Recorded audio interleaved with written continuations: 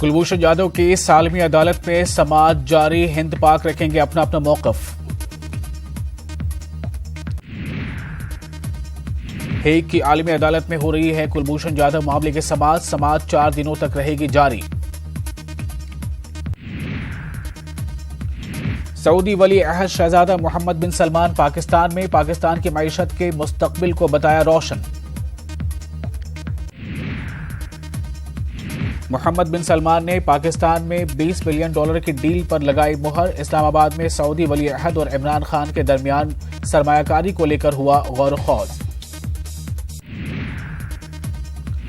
पाकिस्तान दौरे के बाद वली अहद हिंदुस्तान और चीन का दौरा भी करेंगे। माहिरीन के मुताबिक ये दौरा वली अहद यूरोपीय ममालिक को यह दिखाने के लिए कर रहे हैं कि वो अछूत नहीं है। सऊदी अरब ने ईरान पर की तनकीद। सऊदी अरब के वज़ीर खारजा आदिल अल जुबैर ने कहा, ईरान बेवजह सऊदी अरब का नाम कर रहा है बदनाम। ईरान में गुज़श्ता हफ्ते हुए हमले में पासदारान इनकलाब के 27 अरकान हुए थे हलाक। ईरान ने सऊदी अरब पर लगाया था इल्जाम। शाम में दाइश के दहशतगर्दों को घेरे में लेने का एसडीएफ का दावा। दाइश के आखिरी किले को फतह करने की तैयारी। ईरानी अवाम को तकसीम करने की कोशिश में लगा है अमेरिका और इसराइल। ईरान के सदर हसन रूहानी का इल्जाम। वेस्टइंडीज के क्रिकेटर क्रिस गेल का ऐलान, वर्ल्ड कप के बाद इंटरनेशनल वनडे मैच से लेंगे रिटायरमेंट। पाकिस्तान ने हिंदुस्तान में मुतय्यन अपने हाई कमिश्नर को बुलाया वापस। पाकिस्तानी हाई कमिश्नर सुहेल महमूद आज दिल्ली से पाकिस्तान हुए रवाना। सलाह व मशवरे के लिए बुलाया गया वापस। पुलवामा दहशतगर्दाना हमले के बाद दोनों ममालिक के बीच कशीदगी।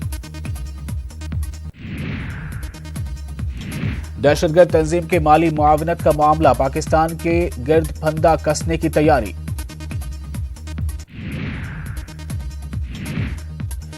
FATF के पेरिस इजलास में हिंदुस्तान उठाएगा मामला। पाकिस्तान को ब्लैकलिस्ट करने के लिए हिंदुस्तान लगा रहा है जोर। अर्जेंटीना के सदर का दौरे हिंद। अर्जेंटीना के सदर के साथ वज़ीर आज़म मोदी की बातचीत।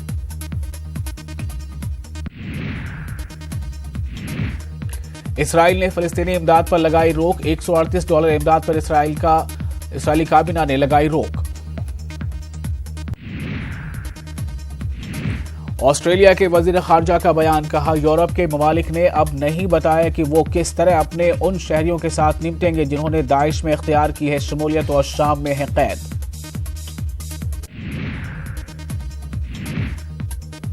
ऑस्ट्रेलिया के वजीर खारजा केरी ने कहा है कि इस मामले में मुख्तलिफ हुकूमतों के जवाबात होंगे मुख्तलिफ।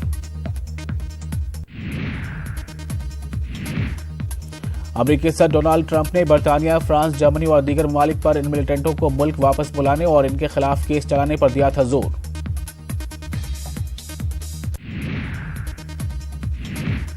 ट्रंप को नोबेल इनाम बराए अमन के लिए नामजद करने का मामला, जापानी वज़ीर आज़म ने कुछ भी कहने से किया गुरेज। ट्रंप ने लिखा कि जापान के वज़ीर आज़म ने उन्हें नोबेल इनाम बराए अमन के लिए नामजद किया है।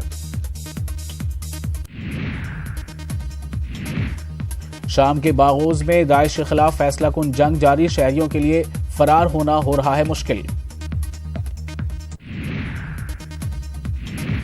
दाइश के जंगजू शाम में अपने जेर कब्जा आखिरी इलाके का दिफा करने की कर रहे हैं पूरी कोशिश, ताहम इस इलाके में तकरीबन 2000 शहरी भी हैं मौजूद।